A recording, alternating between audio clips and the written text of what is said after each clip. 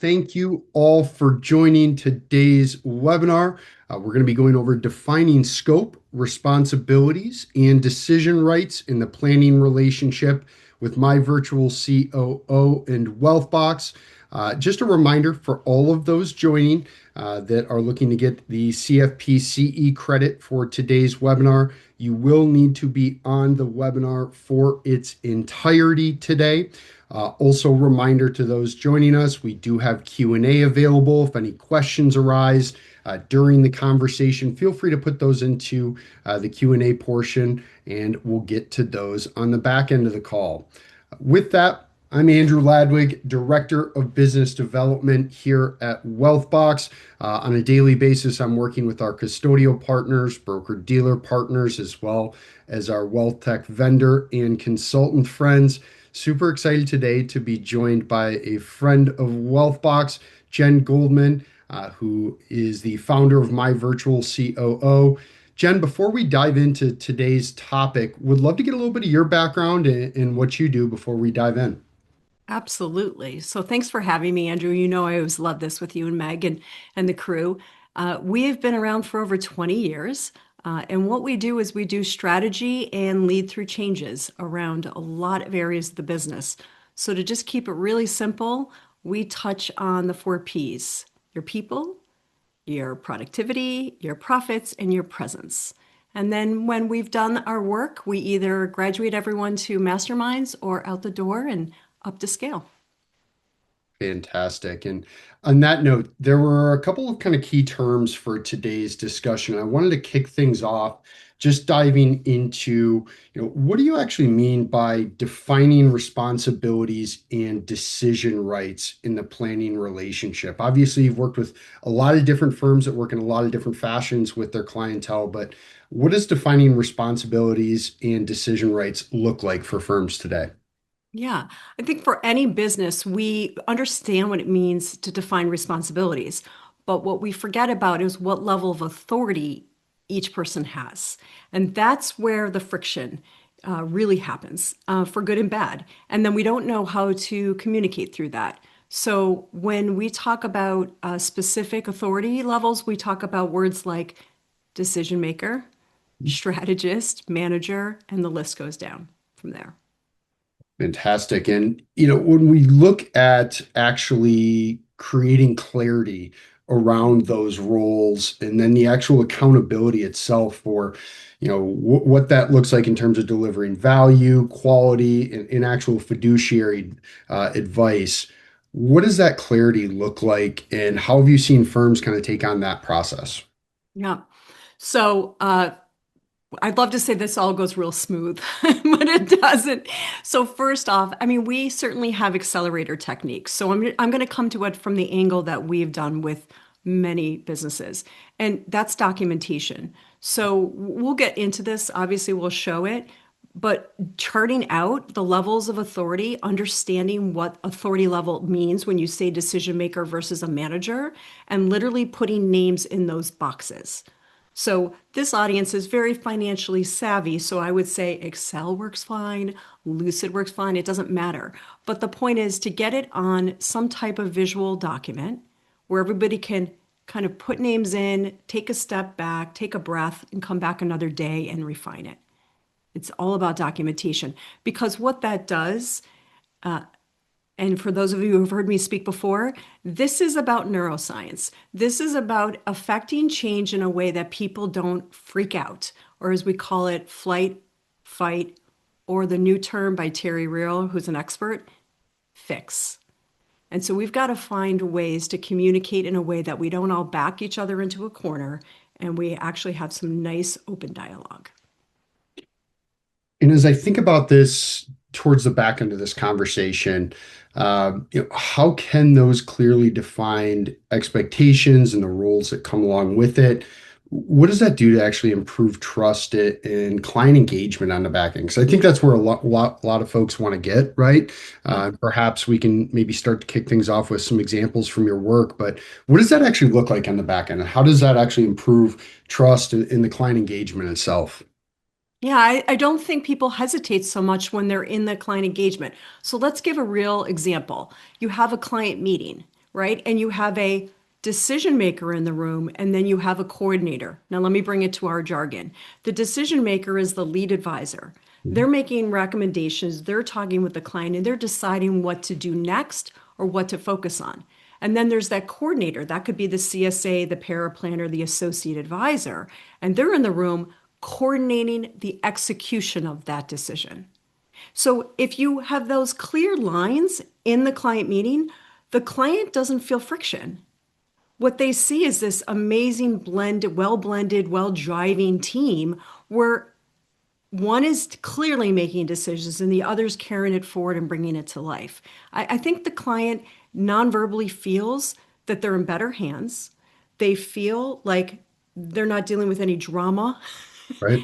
because they're bringing their drama into to you guys as the advisors, right? And the clients, they don't need it coming back. And so, and then what does that produce? I mean, I think we all know the better the experience, the more referable it is. And referrals are what, we'd like to have. Yeah. And Jen, as I think about it, with as many advisors that are working with business owners, right, higher ups, different executive positions, doctors, things of that nature, those sorts of roles and having that actually flow through the client engagement can be incredibly helpful, right? So, all right, we got to kind of the back end, what that looks like from a client engagement standpoint, the trust end. Let's take a step back for a second and actually walk through kind of what some of those pain points are. And for everyone joining us today, I'm actually going to kick off a poll here to find out what some of the pain points are and what's holding back you as an advisor or a team member when it comes to clarifying roles and responsibilities. So, as Jen and I are chatting here, feel free to pop in on that poll. We'll come back to that in a couple minutes here with some of the results. But Jen, one of the things that comes up quite a bit is where are advisors in their client experience? Where are they actually experiencing confusion around roles, responsibilities, and the actual decision-making authority? What does that look like? Yeah, the where we see a lot of confusion around is, who's really responsible for drafting ideas or recommendations versus prepping the presentation of them versus presenting them versus holding the client accountable. I'm using very specific words when I'm saying this, Yeah. right? There are so many steps along the way in client experience, in that moment, whether it's a client meeting, a client phone call, an email, of who does what and what's expected of them. And so this is where, if we want to get down into the weeds, we can talk about workflows and really defining that. But I think using those action words, like I just said, drafting, prepping, presenting, accountability, those are all action words. And the confusion lies in the fact that we just don't use them. We don't start our sentences off with them. We don't start our task or workflow tasks with them. And then we get I'm not going to say finger pointing. And sometimes it feels Sure. like that. Like, oh, I thought you were going to do it. I thought you were going to do it. Well, nobody's doing it, right? So yeah, that's one of the major areas. The other is I call this trust and verify. It's the old cliche, right? It's the confusion comes in with, okay, I asked you to do something. So let's use the client experience, the lead advisor to the associate advisor, the para. So the lead says, I asked you to do this.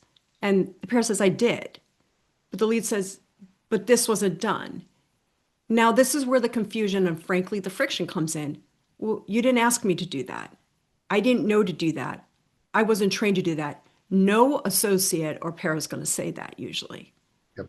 right? So I, the confusion comes from the lead, whomever they are, the professional, assuming that the person they're giving the work to on behalf of the client understands what to do it, how to do it, when to do it.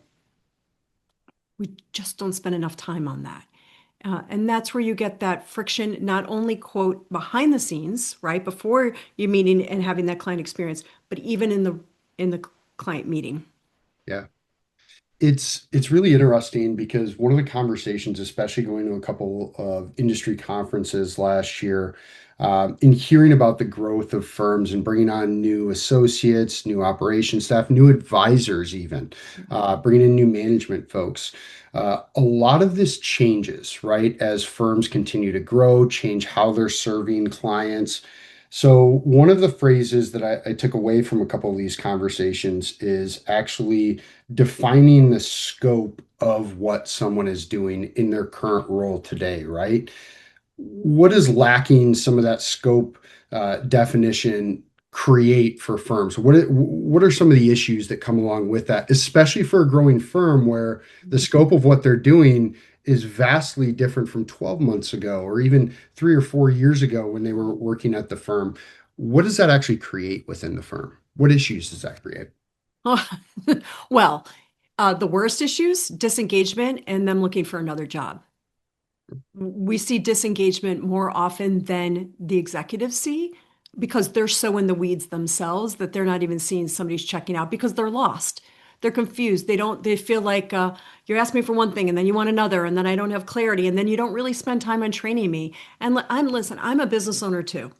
I am no way do want to be posed as a hypocrite. I run into this myself of did I give enough information in a way that they could learn it? In a way that they could digest it at a time that they could digest. So the challenge, the worst challenge is the disengagement and the walking out of a good staff person. Okay. Or an advisor that has relationships. That's a big fear that we all know exists from exec level, especially at firms that have grown substantially where the owners are no longer working with the clients, right? They don't have a tie to them. So that's the middle one, if it's not disengagement, it's just this lack of, let me see if I could phrase it how I hear it from the executives. I don't know why my people don't bring those improvement ideas to me.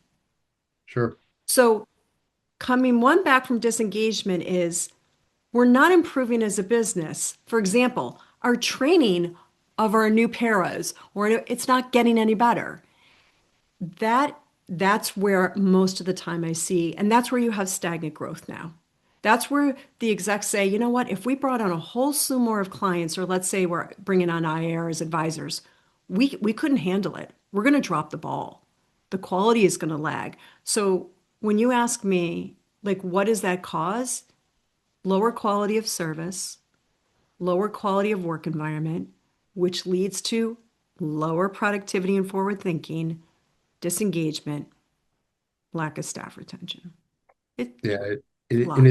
it's interesting, Jen. Oftentimes, as I'm working with some of the home offices out there, one of the biggest things that we hear is crystallizing some of those best practices, right? And part of that does come back to the CRM and things like tasks and workflows. But as we're adding new staff, what does it look like to offer mid and back office support that comes on somebody that comes on board, right? What does it look like to onboard a new team member? What do those 30, 60, 90 days look like? For a lot of firm owners, they haven't done something like that themselves in a decade plus, right? So that oftentimes comes up. And those comments actually bring me to, and I'm going to share the results right now to the poll here and some of the pain points. And Jen, I don't think it will surprise you that the top two answers here are oftentimes what you and I hear, which is number one, leading the way. I don't know where to start, right? Mhm. Where do I start those conversations? The second being, I don't have the time to do it. I know what I should be doing, but I just don't have the time in the midst of running my business and how to start doing so. With that, so we've defined a little bit of the problem, right? What's going on in the background, especially for growing firms or firms that have added new team members, new advisors. What are some of what they're running into? Let's start to dive into what the solution actually looks like on the back end then. And that is really starts with how do we actually establish clarity? And you've used this word a couple times, so I'm going to come back to it here. How do we establish clarity and accountability in the planning process specifically? All right, so we'll use the planning process. So we all know, well, I shouldn't assume. It's terrible to assume. Workflows are certainly a great place to start. Now, that is very much in the weeds. There's no question that working on a workflow inside of the CRM is like what I call bottom up. But guess what? If that's where you can start and others can work with you on it, start. I think this is the point. We don't have the capacity and we don't know where to start. So just start on something. Okay. Going bottom up is fine. So when you start to do that, you're forced by the technology, which is a beautiful thing. It gives you a format. You have to enter the what, you have to enter the who, and it's optional to enter the how in the description field, right? And the when, maybe not a date, but you are forced to kind of put things in a certain order. So those four W's are actually part of Toyota's methodology, and it's the what, the who, the when, the why. Anyway, so those four, if you can answer those three in a workflow, that's a great place to start in putting standards into play. Now, if you have the capacity to do top-down approach, then it's not inside the system. Now you're going to want to do this entire journey, whether it's the client journey or the internal staff journey, one and the same at times, right? You're going to want to do it in a visual chart. So back in the day, we used to do the sticky notes all over the place, right? Yeah. Now we get to do the lucid boards, the mural Mhm. boards. I think a lot of businesses, even Andrew, since you and I last talked, I mean, more and more firms are adopting. But these are the boards where you throw things against the quote wall, the electronic wall, and you start to put things in a certain order and identify again the who and the when. It brings me back to years ago. A firm that I worked at had a big whiteboard in the basement, and we would have to go in and truly put those sticky notes and as we worked through with some of the operations staff, some of the processes that they were working on. I think it was eye-opening for a lot of folks to actually see what went into some of these quote unquote simple processes that were going on. Along with that, I guess, and that would be kind of and you answered this to a certain degree. How are you seeing firms, especially those that are in growth mode, in adding staff or just defining staff? How are they going about doing that, right? Jen, part of that is some of the work that you're doing with firms and how are they preparing for those conversations? Part of me looks at it as this is almost like the scope of the role that you may be filling as being Yes. a part of that, right? So that's going to be incredibly Yeah. helpful. Part Yep. of it is learned, right? What did the first 30, 60, 90 days in that role teach you, and what can we pass onwards there? But how are firms actually going about that? I know Yeah, we, so yeah, yeah, I'll do simple and then I'll do more complicated because I think we have, participants here that are from large firms and then from smaller. So let's give both. So on the smaller firm size, right, you're going to want to do that first 90-day onboarding as a workflow. That's what I just say. Use your tool and everything. And this is what I love, if possible. Let's say you have a staff that have just come on board in the last maybe half a year or an intern. Everyone can see that workflow. Have them dump everything in that they were either taught or they had to self learn. It's going to be a mumbo jumbo. Don't worry about it. It's just, I love team sourcing these things because then it doesn't lay on one person to do it. I think that's just overwhelming. So you team source the first 90 days. Trust me, the minute you team source and everybody dumps in what they know, you're going to see tons of gaps that you can fill in. yeah, Okay. So that's on the basic level. Now, some firms go really nuts. They do the Loom videos and they yeah. stick them inside. And I say, that's great, but video might change in 30 days. But it's, give of visuals. They might have templates of maybe like a sample plan, for example, right? So anything you can throw into that of samples, of videos, throw it into that, throw the kitchen sink in. Okay. That's on a smaller firm level. You're a bigger firm, time to put the big pants on. You should be using your HR system. Your HR system has what's called a learning management system inside of it, usually. If not, there's apps that add into those. And we've been around the block with a bunch of these HR systems. They either have it or you can tuck something in. And in there, it's almost like you're building curriculum. Now, I don't want to freak everyone out if you just got out of school, but like it's like going to school. And you can actually track not only the steps that they were supposed to do to learn, but also when they got it done. It's really interesting, by the way, from a family of educators. So when we're talking about curriculum, that gets me a little more excited here. You, But me too. Yeah. along with that, it, we talk about this, but let's also talk about what this looks like on the back end. How does this process actually reduce risk and improve outcomes? And I know Yeah. we're talking about the financial planning process, so let's bring it back to that for Yeah. a second. Yeah. How is this actually reducing risk and again, creating better outcomes as a result? Yeah, well, listen, if you give somebody a checklist of all the things they need to think about in a financial plan, the chances are it's going to be a fully comprehensive plan with no stone unturned, right? But if you don't give them anything or you give them the bare bones, there most definitely will be pieces missing. And you know when you're going to realize that in the client meeting. You're going to realize it because you're not going to spend enough time reviewing the plan in advance before presenting it to the client or talking and referencing it. So, in essence, I think anyone would understand the extensive checklist and doing it the checklist in a way, especially in the planning process, where it is transparent to the team. We cannot, as a single human, know everything that needs to be done when and how and by whom. We just can't. And when you're growing, especially, you're going to miss. So having it in a place where other people can add things as they realize they're doing it for other clients is just that brings your compliance on a natural sense to a whole new level. And this, here's how it plays out, right? Obviously, we've worked with firms that have gone through audits. Yeah.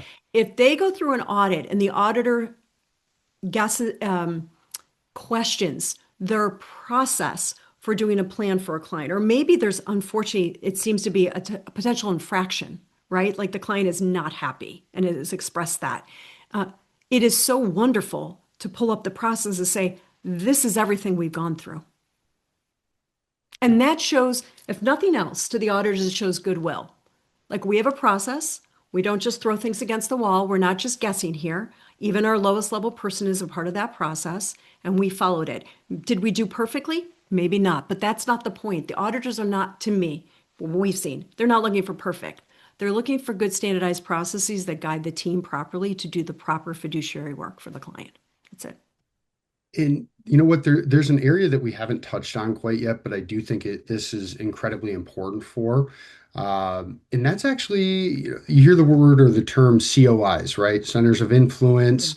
The first couple that come to mind for me, right? The estate planning attorneys, CPAs that folks are working with. Mhm. How does this structured communication and really the creation of these roles, defining of roles, help in working with COIs, specifically from a communication standpoint? As you've been working with firms, I think everybody wants to have stronger relationships, get stickier client relationships by working with more COIs. How does this improve the relationship with those attorneys? Anything along those lines from a COI standpoint? Yeah, couple great ways. One, trust. When you're buttoned up, you're tight, you've got a process or allude to the fact that you have a process and people know their lanes and responsibilities and levels, absolutely builds trust. With trust comes credibility. Another thing, we all know with predictable processes that are followed for clients, that will make the COI much more comfortable referring. It also, in my opinion, okay, what we've seen is if you have, let's use the planning process again. Let's say hypothetically, in a dreaming world, you actually have it written out in a way that is very nice looking visually. Like, here's what we do to go through the planning process, and you can turn around that visual and present it to a COI. First of all, they don't even understand what you do. I Sure. mean, I don't know about you, but as we all know, I was a past advisor running a business. My husband didn't have a clue what I did. I mean, being a planner is a complicated thing, right? Being an advisor. To turn around to the COO that doesn't fully understand. So now they like you, they trust you, they know you're credible, but they don't really understand the inner workings. To show them that is like the last thing they need to say, to see, to then turn around to a potential client and say, you really need to talk to this firm. They go through this wonderful planning process. Done. I think It's that's where we miss on the COIs because I have to be honest, most of, listen, we've worked with, I don't know, over 700 some businesses, right? Most of them say the COIs really haven't panned out as well as I thought. And right. my answer is, what have you shown them? Right. What Do you makes you think they different? understand? Yeah, Right. What makes you different from the seven other, that's right. firms that are within your same zip code or whatever number that may be, right? It's That's right. incredibly different, uh, difficult to differentiate. So that makes a ton of sense. Actually laying that out and having that and having it be communicable is huge. And listen, you can also use that same laying that out for the potential client. Right. Talk about building trust and credibility and speeding up the sales process, which, by the way, speeding that up means less time and less labor, which means more time for fun things like all this, right? I mean, that same piece, that same visual that trains your newbies, that holds people accountable in the house, that shows how proud you are and you can show it to COI is the same piece you can use with potential client. Absolutely. Well, let's take this back to the ground level because Jen, you mentioned you've worked with over 700 different firms, but I'm sure a lot of the folks that are on with us right now are wondering what does this process look like, right? And what are some of the things that you're going through with firms? So, would love to have you walk through your process and then bring it back to this grid that we're looking at to give a sense of what this looks like. Yeah, absolutely. And I'll share a few stories. I'll just strip out names. So we've used this authority map for, I don't know, maybe 15, 16 years now. It's been a long time. And when we do it in a large crowd, I can assure you the groans are substantial. The way we do it with the firms that we work with is we actually team source.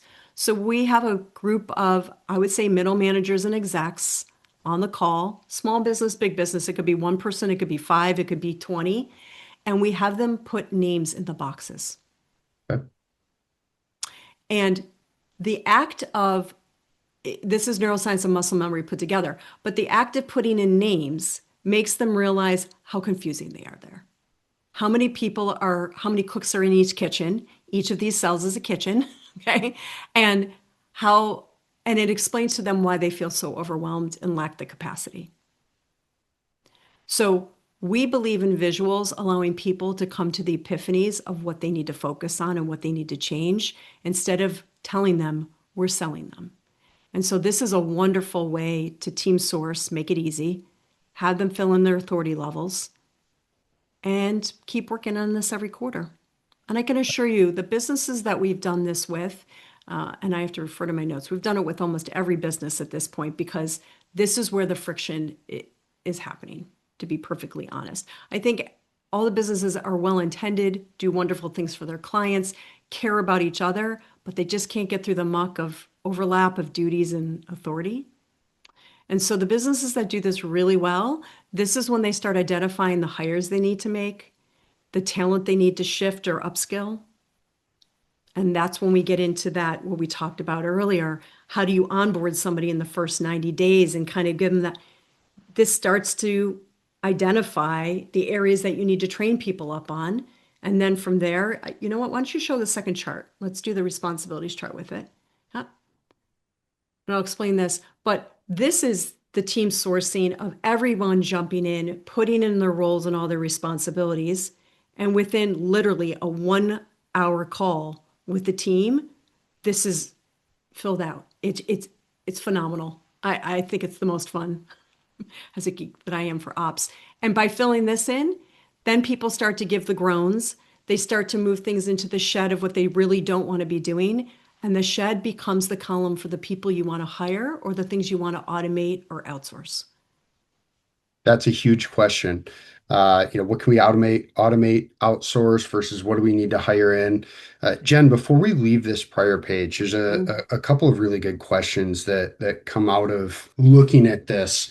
The first one being you've got a few different areas here as we look across the top. But as we look along the left side, I'm guessing there's some aha moments as well as you go through this with firms, right? Are there any specific areas where you hear you've seen over the years the holy cow, I can't believe I'm doing this? Or is there anything specific that comes up kind of first aha moment as they're going through filling this out? The number one aha moment is the third row down, the manager. Why? We get the majority of businesses that talk with us say, I am not good at managing people. I'm not sure I really like it either. I think that's why EOS has gotten such huge traction because it's given uncomfortable managers the ability to hold people accountable in a non confrontational way by visualizing. Okay. But that is the aha, is that when they get down to that third row and it's the same name in row one and row two, and then in row three, they're like, oh, I can't keep going. I'm in all these, and this is the part I don't like. Yeah. Yeah, and those businesses, I can give many examples. Most often, those are the ones that are hiring a chief of staff. They're hiring, I'm going to call them a business operations manager. We have so many fun titles for this, a COO. I don't care what the title is. They're hiring somebody to hold the team accountable. I've had some businesses where they've taken somebody in their late 20s and made them the accountability manager. It but it works. When you're doing this, is when you're team sourcing, that person's quote sitting in the room filling this in, they're already raising their hand. Like they're that aha moment's happening by the executive. It's a groan basically first. Then they actually use words. And then you get somebody else who starts to say, I'm willing to do that. It's really interesting too, as I think about, we've got different mindsets of folks that are on the call here today. And I'm sure there's some folks at larger firms that are saying a lot of this may be defined, or boy, this is a little fuzzy. We don't have it. There's other folks reading this and saying, "Oh, there's no chance I'm going to cover all of these at one time." I guess my question for you, Jen, is as we look at, and you can create kind of the dividing line wherever you'd like, Mhm. is there a way that a smaller firm, say, 10 or less users may look at this, and then a firm with, say, up to 50, potentially 50 folks and then 100. 50 and above? How are they looking at this authority map differently? And what is that process? How does it differ from level to level, if that makes sense? Yeah, the only break point, the only difference, break point. I sound like I'm talking to you on mute. Yes. The only difference is when you get to be a larger firm, when you're about 50, 75 plus, you start putting in the role names instead of the human names. So let me give a specific example. So let's use the marketing column, for example. So under manager, that might be the name of the marketing agency that you've hired. Under strategist, that might be the name of three different people in the C-suite, okay, that are part of thinking. And then the decision maker is like one person, usually whoever runs revenue or and sales. So you'll start to get names of roles. Let me use another one, business development. So in the strategist, you might have the word lead advisor. So instead of having Sally and Jim and Jane, you now have the title of the role that fills that position. That's the only difference.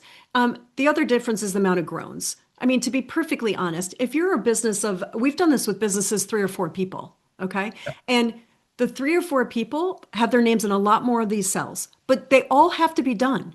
Like this Yeah. is not, there's no, the blank, if there's something blank, then one of the owners is doing it. That's just a given. Uh, there are also a lot more provider names in like the senior implementer and implementer area. So smaller firms are embracing and have over the years more and more fractionals or contractors, providers. So you'll see a lot more there. When you get to be a larger firm, it's mostly in-house people. That makes a ton of sense, and I do want to take it back to the this page here, Yeah. going through the responsibilities per person, and then kind of the shed process. You mentioned something that just kind of keyed me in earlier. That you said, "Well, we get this filled out, and within an hour, we know what we're going to do, or we know where the next step's headed." Can you walk through this page a little bit further and talk about that shed process? And I hope I pronounce this correct, IDEOSing on the You back don't end. have to IDOCing. And there's no real norm. We made this up Okay. because we had to capture my brain Okay. to train others. So yes.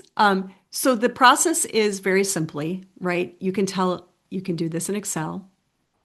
You e-share the link, everybody's in. And what you do is you lay the groundwork and say, this is about you advocating for everything that you do and every hat that you wear. And once you do that, on this call and then on subsequent calls and in between, we're going to work on shedding the things that you have no passion for, you have no capacity for, or you don't want to learn the skills for.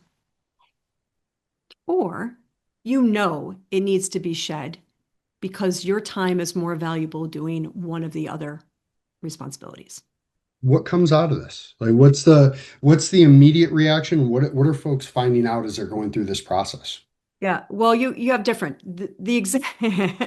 the executives sometimes don't want to fill theirs out. I'll be honest with you, if you saw a real chart live, the executives probably have 7 to 10 columns because each area of the business they are the decision maker on, and so that unto itself is overwhelming. But what comes out of this? The quiet people speak up by way of writing. Their columns are usually filled in way more than those that are very verbally vocal. So that's always interesting. What comes up? Surprises. Some people are bold enough to start putting things in the shed column, like almost immediately, knowing that they don't get to shed. This is just like dreamland, like thinking ahead. Yeah, that's and sometimes it's the people that do that are the people you would never think would speak up. I can only imagine in a firm.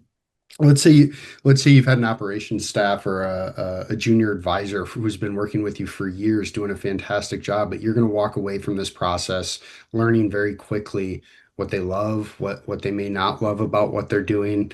There's a lot of reasons to go through this process, and you mentioned something earlier, and I wanted to come back to it. You talked about going through that definition process quarterly. Obviously, a kind of a fluid answer. Quarterly would be perfect world, right? But, going through this responsibilities grid, going through that definition grid, realistically, for most firms out there, obviously, when they're working with you, Jen, and working with your team, they're going to go through this. This is just part of the process. But best practice, where do you see this coming up? Is it an annual thing? Is it quarterly? What are you hearing and seeing? Um, Definitely annual, definitely done in a circle of trust. Maybe it's a retreat. And again, I really don't care the size of the business. It could be three, 5 people, it could be 100, where you come back and it's part of your strategy time together. And it's not about perfection, it's about making progress, identifying things that have changed and shifted, and giving people the right to advocate and empower, to be fair and empower. I mean, the beauty is somebody saying again, oh, I see executive, you just groaned about this, you want to shed that. I'd like to take that on. So that's empowerment, I once a love year. I love that idea too about and you've talked a little bit about the psychology behind this, doing something off-site, doing something outside of the typical traditional office side, and just being able to get some real honest answers as you go through it. Uh, Or do this unless and for small business like, oh my God, I can't do a retreat, I can't afford it offsite. What listen, do this, have a day where you spend 3 hours working on the business and then go to an early happy hour. Like just sure. find a way. Or what do we used to do during certain sessions? What was it? Cocktails in a box. Everybody got shipped a box. They had a cocktail inside and you did it virtually. I mean, you've got to bring the trust back. You've got to, bring the culture back in after. But again, and you want to reward people for going through this. But yeah, the reality is I can't possibly spend all time explaining. Once you do, you will understand is kind of the answer to this and why it works because it is acting on neuroscience. It is not triggering that flight or fight or fix. It's just saying, hey, prefrontal cortex, we're calm. We're in a safe place. Let's share. And then the ideosing part of it uh, is very much about, it's like a mantra, like Nike, just do it or whatever. Ideos. I needed something quick, right? And I needed something to identify all the things you need to think about when you look at each of your responsibilities. You know, is there a way to integrate something, data flows? Is there a reason to delegate this to someone else? Is there a reason to eliminate it, either through automation or permanently, like saying no, boundaries, right? And then outsourcing or staff recalibration. Like staffing means we need to hire. Like now we have all these things in the shed column, and if I look at them, that's a full-time ops hire. That's a full-time planner hire. And that's your job description. You've just drafted it. can you go through those five once more? I think I caught them, but yeah, No, I what know were we didn't do a slide from IDEOS. So integrate, delegate, eliminate, outsource, staff. fantastic. You're hitting a lot of different areas right there and ways to answer the question, right? So let's talk a little bit more about, what you're doing, Jen, and how you actually Oh, bring this all kind of, mm, into one process and more specifically how you're serving some of the firms that you've worked with. I guess, and this is on both the personal and professional end, you mentioned a little bit about your background, but Jen, I'd love to hear, and this will probably lead into some of your discussion here, how you started My Virtual COO oh. and kind of what was the beginning story. It sounds like you started on the advisor side way back when. Yeah, basically. And if I go back further, I started in quality control at a bank, now called M&T Bank, and on a whole division. And then from there, I started to see some business hiccups, even in a large business, right? And then I joined as an advisor to Smith Barney. I was their first woman rookie in Boston. So that was a joy. And then from there, I went on to Lehman, where I split sides between wealth and VC, then at MFO. And the MFO at that point, I had an amazing manager who's now my coach, actually, and realized operationally we wanted to overhaul. They wanted to sell. What happened is the business got to about 44 employees, and the owner was like, I'm done. I'm done mentoring all of you. And was really tired. And so basically, I helped overhaul their ops, and we went for the highest valuation in the industry, the biggest sale. And then I did this with a couple other businesses where they did not sell out, but they wanted to really up their game. And then in 2007, I started my virtual COO right before the market crash. Yeah. And And I ever would since then, we've been consulting. And I was going to say, I can only imagine, while some of the conversations have changed markedly, right? In that almost 20 years, there's probably a lot of really core tenets to what you're doing that are the same today as when you started this. And on that note, can you walk through a little bit specifically? You mentioned there's a couple different paths that firms and folks that work with you take as they're starting. What does that look like? Yep. So there's the scale and grow, which is more of I want to keep growing while we're improving the inner house. So I want to solidify our foundation, our infrastructure, but I also want to keep bringing on more business at the same time. So that's the scale and grow. And that's where we're doing a ton of visualization and tackling everything, the people, the profitability, the presence, all those pieces. Uh, the firms that are okay with where their growth is and they're not looking to kick it up or to continue growing, like they're not shutting down a growth faucet. They want just integration. They know, in essence, what they needs to be done. Maybe not the exact order, but they know what needs to be done. But they need somebody to lead through the changes and not take forever to do them. Right? They don't want to be in change mode all the time. And then the masterminds, that's just an offshoot. That's just a groups of operators and CEOs that want to be together, that are peer sourcing, talking about things. We bring in techniques. Sometimes we bring in experts and meet once a month. So that's more of a share and support group. Yeah. Fantastic. And Jen, on that note, obviously you've been working with Wealthbox for quite some time, but I also want to give folks, I know a couple of the questions that have come in have really dove into, what does this look like in Wealthbox, right? How do I actually take some of these concepts and put them to use in my day to day, right? So, for those that haven't seen Wealthbox previously, we're going to walk through just a brief walkthrough of things, but I really want to dive into some of the defining of roles, some of the KPIs that you can take a look at as well. I'm logged in as advisor Brad Creedon here, my firm ABC Advisors here. But for those that have used Wealthbox, I'm actually going to kick things off because this is one of the things that Wealthbox can get you help get you set up on the front end is actually going in and creating some of these customizations surrounding different roles within your firm. So, Jen, you've spoken a couple times about this, but for a lot of firms, especially as they're growing, I'm pulling up contact roles here. So, these are different roles within the firm, depending on what that looks like. That could be client service associates, financial planning, more insurance focused. But then on the back end, once these are created, then those can actually be put into use for things like tasks in workflows, in reporting. But getting those contact roles set up is incredibly important on the front end, something that the Wealthbox team can help you do. But from there, these are really the building block as we get into some of those day-to-day use cases. Couple other things that I'll make mention of just here as I'm on this settings page, the ability to create groups. Jen, we talked a little bit about this, but as you're defining roles and responsibilities, you may want to configure custom visibility permissions, right? So creating those groups internally in terms of what things can be viewed within Wealthbox.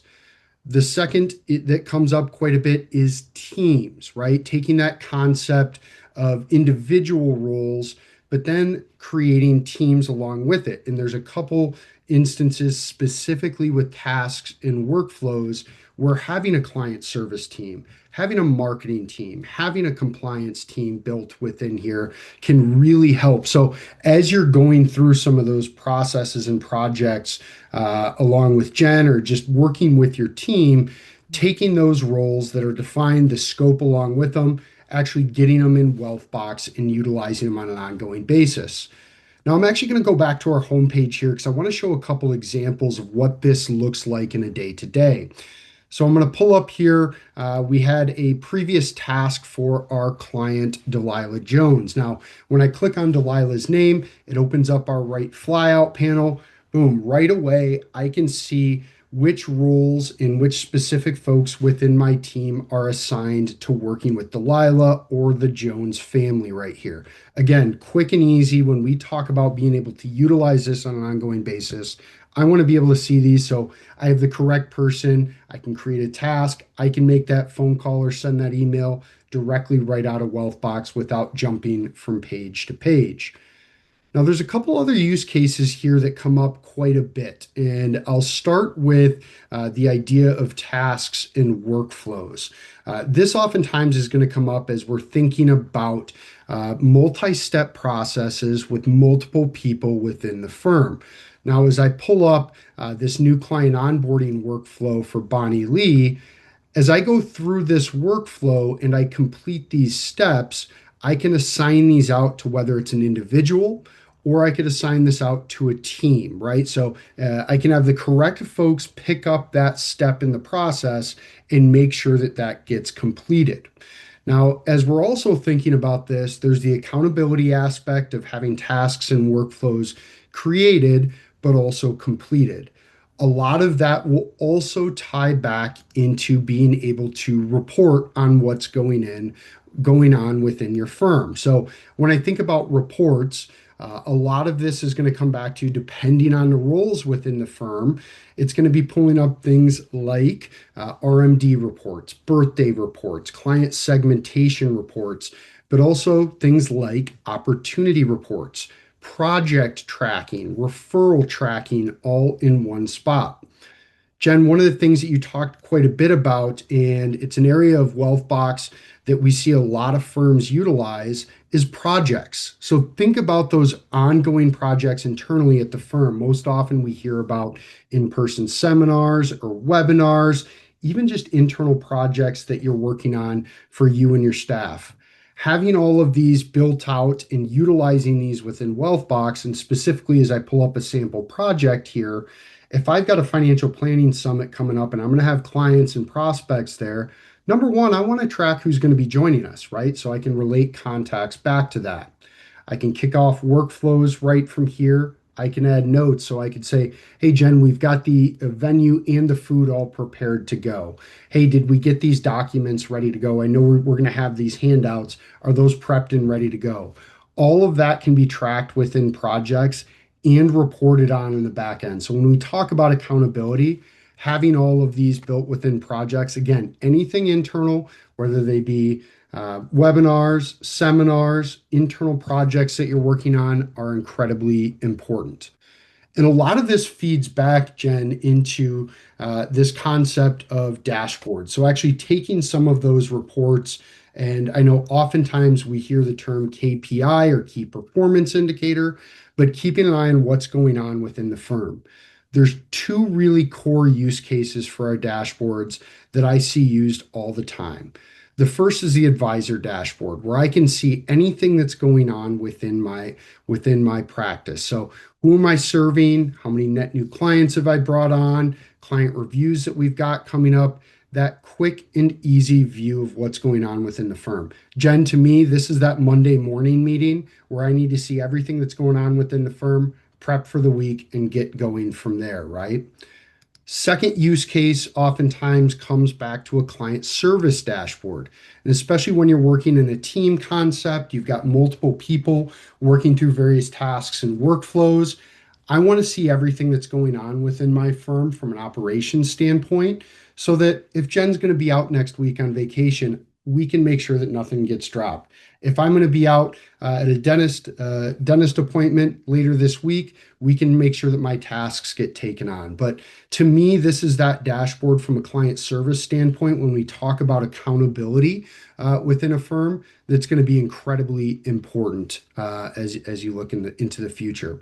Jen, any thoughts as we're going through here before we get to the Q&A? I just think how far we've come over the years. None of this was there. I think my wraparound thought around all this is, for those of you that think I understand the capacity and where to start, I'm just going to strongly encourage you to not get caught an unsolid ground with growth in your business. Starting is just by starting to fill in the roles. Even if there's only one person that fills out each role, I really think it's important. There's a psychology behind this of understanding where you're headed and scaling and feeling like someday you will have enough time and you will have enough people to fill those roles. I think we need to feel hope when we're running a business and we're growing a business. So if you could just start and don't, all these tools are great, Andrew. Obviously, I think they're phenomenal. Most importantly, just start with the roles. Just start with the responsibilities. Just team source it. And from there, let somebody else on your team bake it into the system and work from there. I think you're going to see amazing amounts of time saved, amazing amounts of friction lowered. I want that for you, especially when half of you said capacity is an issue. So. With that, wanted to say thanks to all who have joined us today. Jen, as always, appreciate your time. Thanks for being a partner with Wealthbox. Have a fantastic rest of the afternoon, and we'll talk to you all soon. Have a good one.